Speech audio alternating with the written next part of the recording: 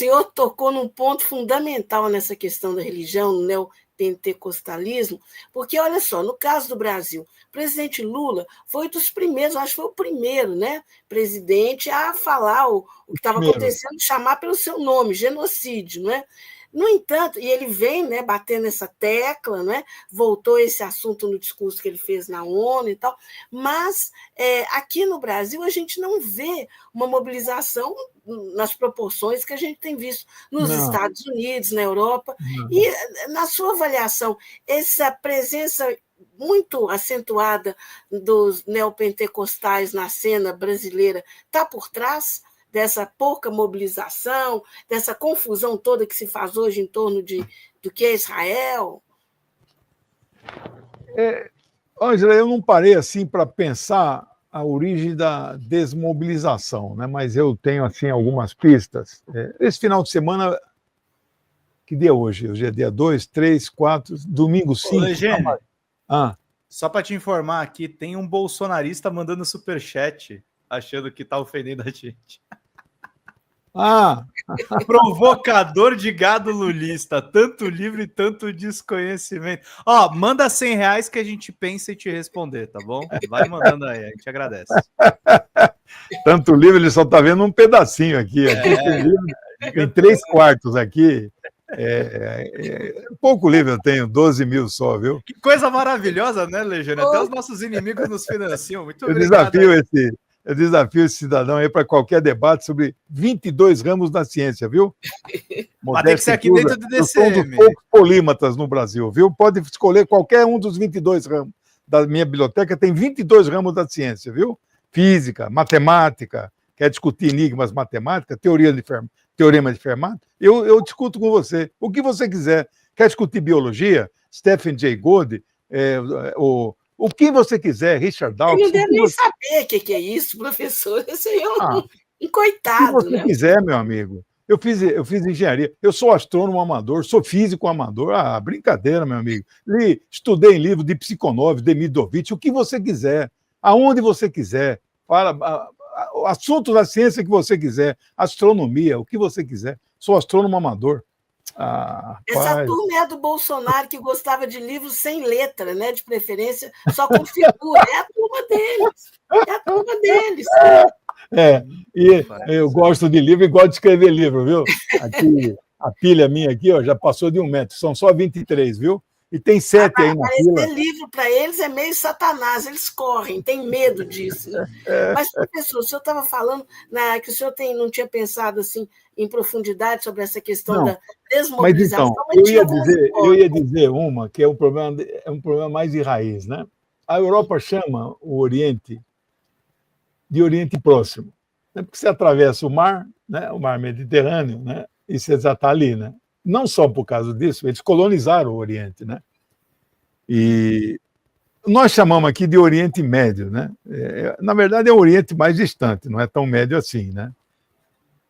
Bom, 10% da população brasileira, talvez um pouco menos, 8%, né, tem sobrenome, por parte de pai ou mãe, tem um sobrenome árabe, né? De primeira, segunda ou terceira geração. O meu sobrenome, eu sempre me achei árabe até uma certa idade em que eu percebi que meu avô nasceu na Síria, mas eu era um árabe, meu avô era um árabe, não era um árabe, meu avô é assírio. Depois de grande, eu fiz a pesquisa da origem. A etnia assíria é a mais antiga do mundo. O povo assírio tem o calendário assírio, nós estamos no ano 5.775. Não tem calendário mais antigo que esse. Os judeus estão no ano 1.000 anos menos, 5.785. 1.000 anos menos. Então, os assírios são... Agora, não existe o Estado assírio. O Estado assírio acabou em 600, antes da Era Comum. Se você quiser falar antes de Cristo, é problema seu. 640 antes da Era Comum, Assurbanipal, né, o grande rei assírio, foi derrotado e acabou o Estado, mas o povo não desapareceu. Quantos assírios são no mundo hoje? Eles estimam 5 milhões. Então eu tenho sangue assírio. Mas eu sou de uma etnia dentro da Síria. E quantas etnias no mundo foram arabizadas? A língua do meu povo é a língua mais antiga do mundo, é o aramaico, é a língua de Jesus. Mas quem é que fala aramaico no mundo hoje? É uma língua em extinção. Né? Uma ou outra cidade na Síria ainda fala. Né? Bem, então eu sou um árabe, eu sou um assírio arabizado. Então o meu sobrenome, Mirhan, é um nome assírio arabizado. E dentro da Síria é a maior parcela de assírios do mundo. Então eu sou um assírio sírio. Né? Sou semita, portanto, de alguma forma. Semita é um termo religioso, né? Porque vem da palavra Sem, descendente de um dos filhos de Noé. Né?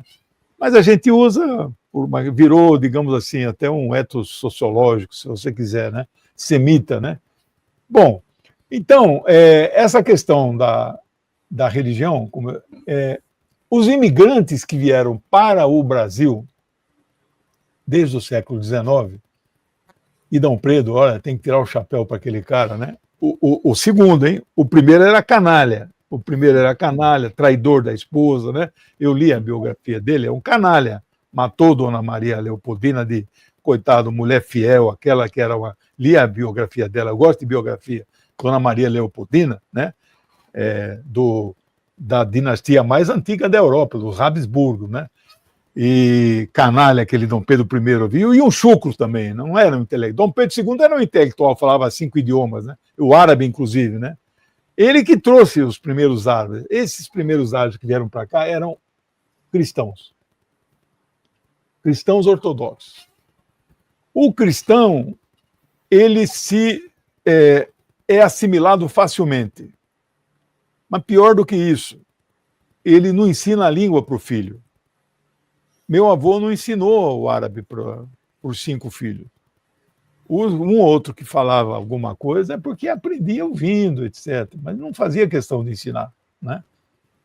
Então, a minha explicação, assim, esses milhões que vieram, e seus filhos e netos, eles foram muito assimilados. Então, falar em solidariedade está muito distante, porque eram os avós e os avós não procuraram. Bom, trouxeram a esfirra, trouxeram o quibe, trouxeram o tabule, né, que são patrimônios brasileiros hoje. Eu falei para o primeiro-ministro da Síria, quando eu estive lá na Síria com uma delegação, eu falei, eu quero contar uma história para o senhor.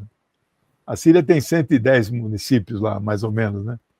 Eu tenho certeza que se for nos 110 municípios aqui no seu país e pedir num bar, me dá um quibe ou uma esfirra, não são todos os que vão saber o que significa isso. No meu Brasil, tem 5.500 municípios. Se o senhor for em qualquer bar e pedir um quibe esfirra, eles vão servir para o senhor. O ministro da Síria, o primeiro-ministro, lá, que manda mais do que o Bashar, né? Bashar é presidente, mas às vezes a figura do presidente é mais forte que o primeiro-ministro, né? Que administra o país, a gente não sabe nem o nome, né? Igual o Fidel. Fidel nunca governou Cuba, era só o presidente, mas era mais forte, né? Ele não acreditou numa coisa dessa. Falei, pois é, doutor, então isso que é a realidade, né? Eles trouxeram a cultura, nomes de palavras. Eu tenho artigos publicados em revistas científicas a partir de livros de professores da USP. Eu estudei na USP o árabe, né? A língua e cultura árabe, né? 3.000 palavras descendem do árabe. Mas quando eu falo 3.000 palavras, é só o verbete principal, fora as derivações. Então, bom, aí são substantivos, né? Al-Fayat, Al-Hayat, açougue, Al-Suk, é o mercado, né? Então, mas tem algumas palavras que são verbo, todas as derivações, então são milhares e milhares de palavras que são de origem árabe, né? Então a influência é muito grande, mas não basta essa influência para você ter aquele sentimento. Agora, teve uma outra parcela, aí é a parcela palestina, da diáspora de 67, não tanto a de 48. 48 não veio muito para o Brasil, a de 67 começou a vir. Esta parcela que veio, ela veio com muita consciência. Veio com consciência. O Brasil hoje, eu estimo, 50, 100 mil descendentes de palestinos, né? Os originais já estão bem velhinhos, já morreram, né? Aí sim você pode ter. Mas, e a segunda explicação que eu quero dar é a questão da consciência internacionalista na esquerda brasileira. Então, nós não temos essa. Por exemplo, o Partido dos Trabalhadores, que é o maior partido de esquerda da América Latina, não é nem do Brasil, nem de longe tem essa formação internacionalista. Eu sou comunista há 50 anos, completei agora, no mês de. Quando foi? Setembro? Não, agosto. O dia a gente nem lembra, porque não era ficha de filiação, não existia isso, mas algum dia de agosto, acho que foi 15 ou 20, completei 50 anos de militância comunista ininterrupta. O primeiro curso que você faz no partido, tem duas coisas que eles falam ao mesmo tempo e nenhuma das duas são contraditórias. Uma é a defesa da pátria e da soberania nacional, da independência. E outra é o internacionalismo proletário, que é a solidariedade para com os povos em luta do mundo inteiro, né? Bom, não tem contradição numa dessa. Eu apoio a luta. E aí, a partir daí, você estuda, você conhece as lutas, você é solidário, você milita. Eu escolhi uma militância, a militância da causa palestina. Tem uns que vão para Cuba, que é Cuba, é Venezuela, outros outras Revolução Russa, não sei o quê, etc. Eu escolhi a causa palestina e me especializei ali em geopolítica do Oriente Médio, né? É uma questão de foco, né? Então, eu tenho solidariedade internacional, vou em atos internacionalistas e tal. O povo brasileiro e a esquerda brasileira não tem essa formação internacionalista, entendeu? Bom, são duas explicações assim, mas poderiam ter outras. Mas eu fico pensando o seguinte, eu moro numa cidade pequena, na Grande BH, e aqui, né, tem igrejas neopentecostais com bandeira de Israel. E as pessoas que vão aos cultos, né, elas elogiam, elas falam em Israel como se estivesse falando assim, num céu, na terra e tal. Então tem muito uma presença de pastores falando para essas pessoas sobre Israel, mas é um Israel que não é um Israel real, né? Então isso talvez não esteja contribuindo também para essa pouca mobilização, ou essa confusão na cabeça de muita gente, especialmente os que têm menos informação? Bom, quem conhece em profundidade a Torá, pelo menos uma parcela do judaísmo, é contra o Estado de Israel. Diz que o Israel bíblico, porque entendeu o seguinte, Israel foi uma das 12 tribos. Então tem aí a palavra israelita é aquele cara que nasceu uma dessas 12 tribos que era israelita, né? Todos eram hebreus, divididos em 12 tribos. A palavra judeu é outra coisa, né? Vem depois. Está relacionado com a religião. Então, o israelita diz respeito àquela tribo, né? O Israel que se fala é o Israel celestial, não é o Israel terreno. Aí eles racham.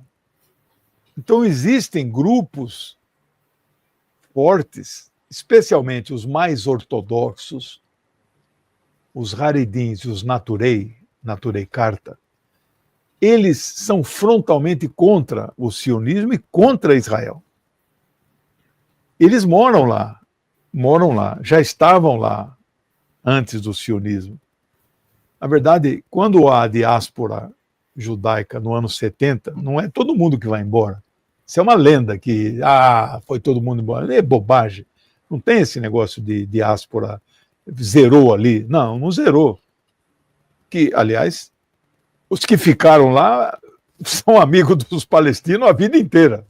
Tomam um café nos bares lá, fumam um arguilé juntos. Esses não têm nenhum problema de convivência. O problema é os que vieram de fora, né? Você sabe, Zambarda e Ângela, os sionistas os líderes do final do século XIX eram todos ateus. Ateus.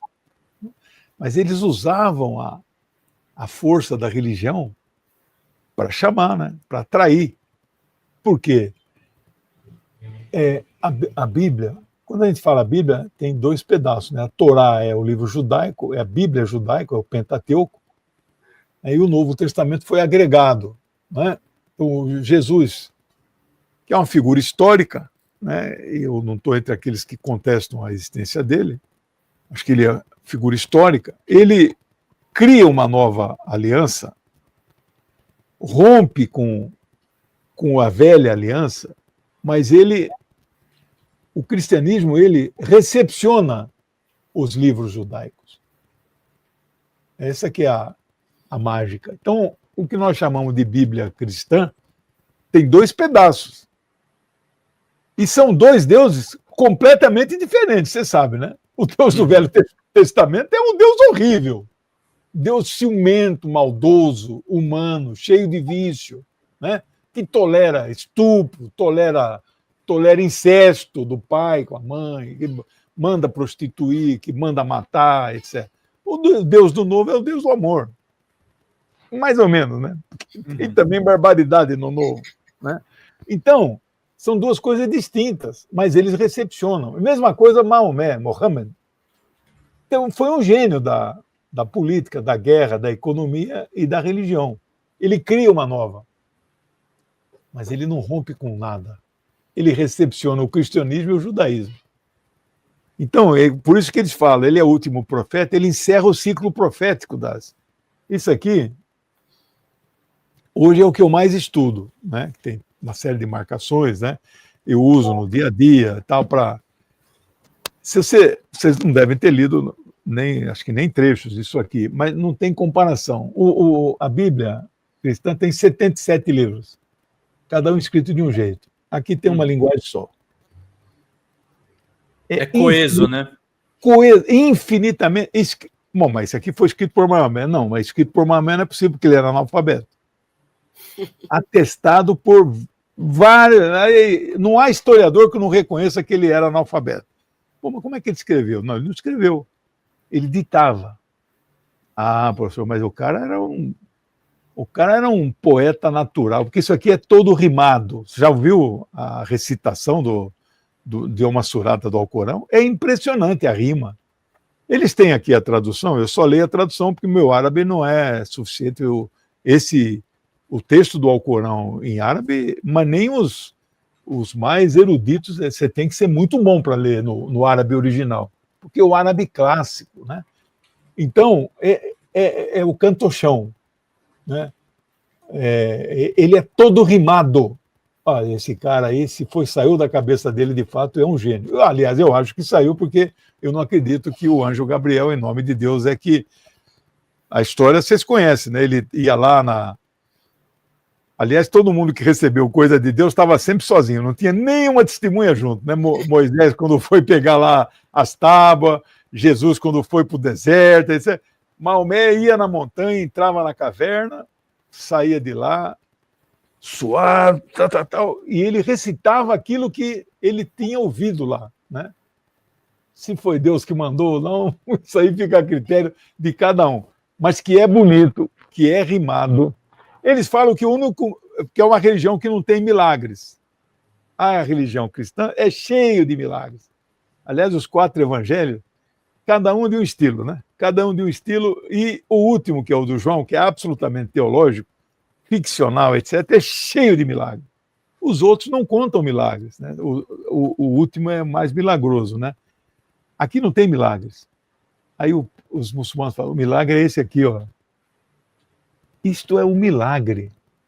Você lê isso aqui, é impressionante. A rima, né? A cadência é impressionante. Bom, então, ele acaba sendo um gênio porque ele não rompe com as outras religiões. Mas eu voltava aqui, eles usavam a força da religião.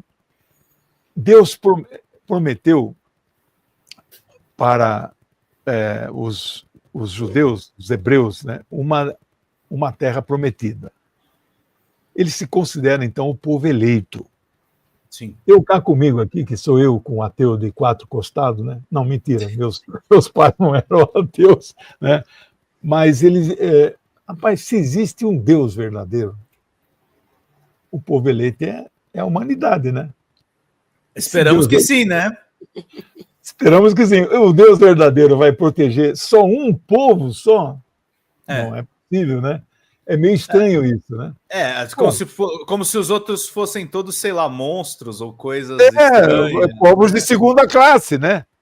Nada contra que um Deus proteja o seu povo. Era um Deus local, muito localizado, etc., né? Nada contra que um Deus dê, então, terra para aquele povo. Mas a minha terra, onde eu estou morando, aí não, esse é o Deus. Aí fica uma coisa de um Deus meio de corretor imobiliário, né? Mas tanta terra naquele mundo lá, vai prometer onde tem um povo morando. Mas era comum no Velho Testamento, vai lá e mata toda aquela gente lá. Quantas passagens, você sabe? Matou 180 mil. Né?